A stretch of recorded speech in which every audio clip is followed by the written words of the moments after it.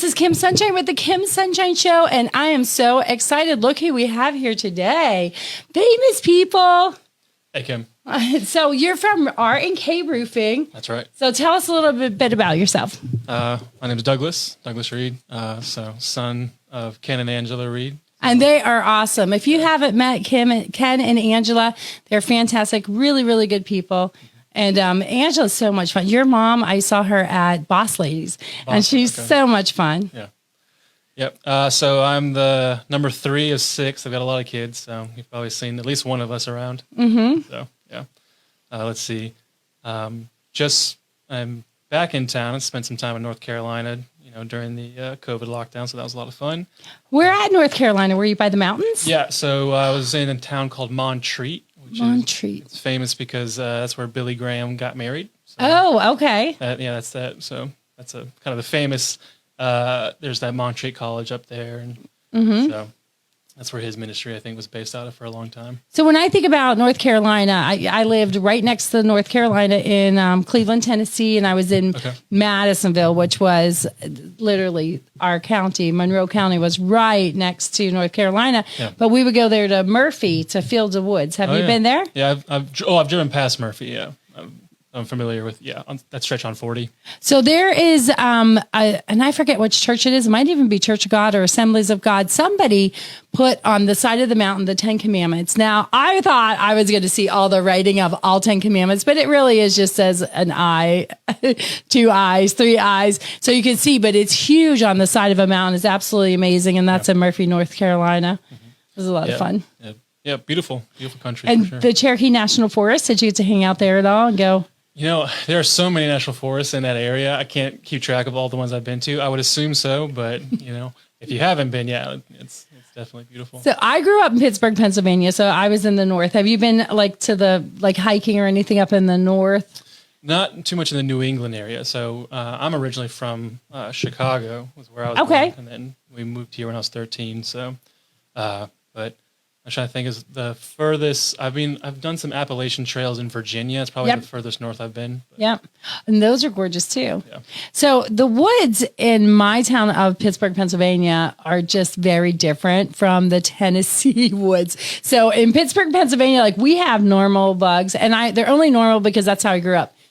But in Tennessee, did you ever see the Jurassic Park centipedes are in there? Oh yeah. Oh yeah. They're so scary. So makes you want to run. I wanted to run away. Yeah.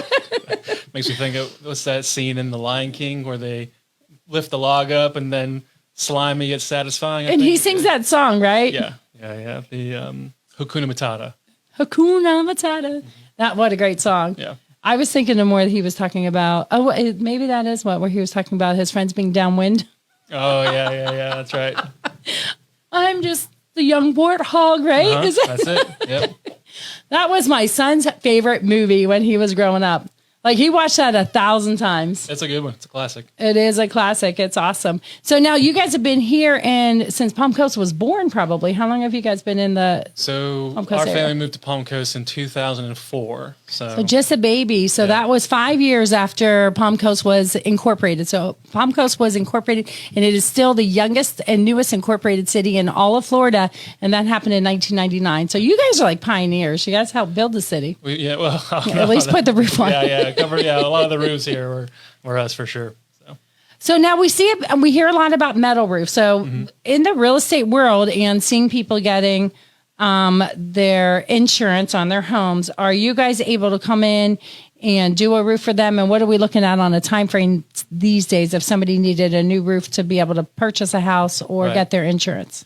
Yeah, so obviously with Hurricane Ian, there's just been a huge surge of people that need assistance with their roofs. But I mean, we've got all of our in-house crews going, and they do a really good job of getting things done efficiently. So, as far as metal roofs go, you're probably looking at 3 to 4 weeks. Getting it, properly, measured, to getting it ordered and getting it put on. How many weeks? 3 to 4. That's it. That's it. Wow! Did you guys hear that? They can do it in 3 to 4 weeks. That's amazing. Yeah. So now the reason why I'm asking about a metal roof in particular is because, from what I heard, and this could change because right now what's happening with the insurance companies, things are changing quickly, but they're actually giving more credence or more credit or more time on a metal roof than they are on a tile roof or a shingle or even an architectural shingle roof. Mm-hmm.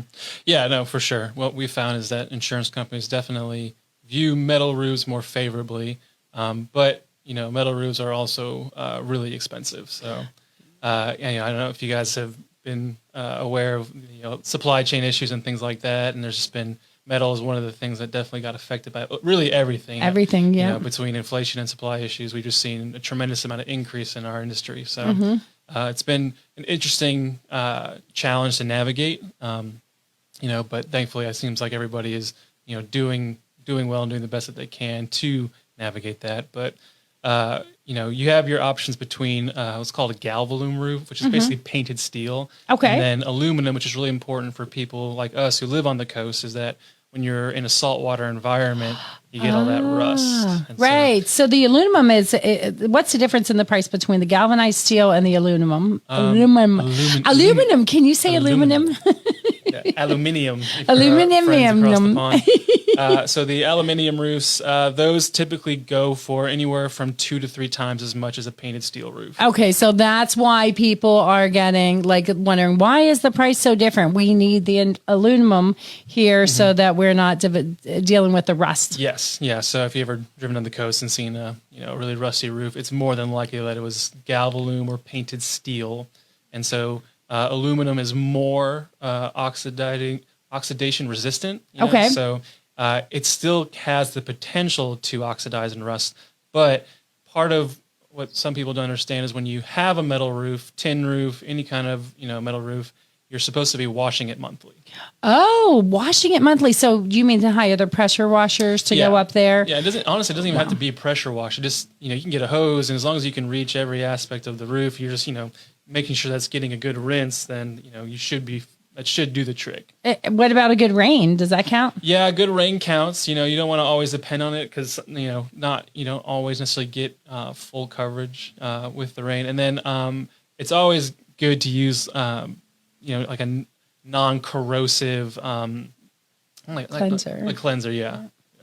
So we do work with a couple different pressure washing and power washing companies that if you do have a metal roof, now that is just for metal roof or is that for all roofs should have a squirt down? So please do not pressure wash your shingle roofs. No pressure washing on the shingles. Yeah. So you can clean any roof system. So typically you see that more so with like a tile roof or a metal roof. But with the asphalt roof, you can do like a soft wash. Right. And so there's actually services too. It's called one of them is called Roof Max. It's like a conditioning agent for your roof. Oh, cool. Very cool. Yeah, it's very cool. So it'll essentially soften your shingles, which helps them to, resist, wind gusts and things like that. The only thing that hasn't been shifted or adjusted by that product is that insurance companies don't really respond to it. Oh, so the insurance companies. Okay, but people don't do everything because of the insurance companies. They do it just because they want what's best for their roof. Sure. Yeah, so you can theoretically add 5 to 10 years to your asphalt shingle with the roof conditioning. But that being said, 15 years usually is when the insurance company is going to come knocking on your door and saying, hey, it's time to replace your roof. I wish it was 15 years. I mean, they went crazy this past year. I don't know what's going on, but we're just hoping for them to get their head on straight and not be acting so crazy. Yeah. Well, it's been interesting if you've been paying attention to kind of the way that the laws have been changing in Florida. They've definitely been, I know DeSantis is pushing it as a way to attract insurance business. And, I like DeSantis and like a lot of what he says, but I think that in this situation, you have a lot of insurance companies who are trying to make it more attractive for them to be in Florida, but it's typically coming at the expense of the homeowner. Oh, okay. Yeah. So, but we've got some great things going on in Florida. First of all of our taxes are low, so they're kind of getting us on the insurance end of things. That might be one of the negatives, but in the positive column, we've got 10 things to that one negative. So don't let that scare you about Florida. We absolutely love it here. It's beautiful, and we have the beaches. So now you lived in North Carolina. So you were closer to the forest or to the beach? The forest, yeah. The forest. The mountains. So what is your favorite beach in this area? Ooh, that's tough. I mean, obviously, I feel like, just Flagler beaches, got to be number one. Do you go watch the people surf? Because you see people surfing down there all the time. It's a lot of fun. Yep. Shout out, to our pier, our lovely pier that is in some disarray, needing some repairs. But yeah, that really is the spot. I feel like, you go all over the world, and really Flagler Beach is just one of the most underrated spots, I think, in Florida. So cool. It's one of the coolest areas that I have ever been to. And that's exactly why I want to make this area my home.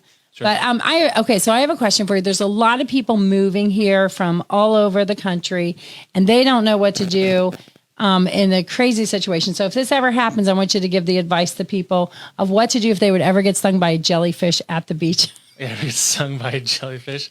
It's not as hectic or as serious as you might think. You're probably going to be typically okay. If it really bothers you, I would say you can go to like a CVS. They have, those like, or just go to like one of those 24-hour care places. I don't think it requires a hospital visit. Okay. But yeah, I mean, unless you have like allergic reaction, then definitely go to the hospital. And so like, allergic reaction being like, hey, for whatever reason, the jellyfish sting turns into a big nasty rash, and then all of a sudden you're feverish, and you can't, like, that's pretty serious. Yeah. That's not, I don't think it's a common reaction. No. Have you ever been stung by a jellyfish? Once or twice. You were here in Flagler County? Yeah, I can't remember when it was, but it's happened. There was a time, I want to say it was in 2007 or 8, we had that red tide. Season. Yeah. Yeah, and so it was in my memory, it was right around the same time as that. So there might have been some weird, animal migrations due to the red tide. So did you have to go to the urgent care? No. You just, I mean, maybe I got off easy. It was a pretty,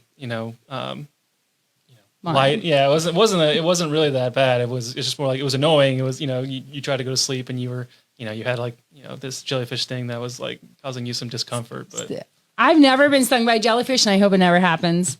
I would say the jellyfish sting ranks lower than a bee sting in my mind. Oh, really? Yeah. Lower than a bee sting? That's good news. Yeah. I mean, obviously it covers more area in your body, but it's, at least from my experience, it wasn't that bad. So what about Portuguese man of war? Have you ever been stung by one of those?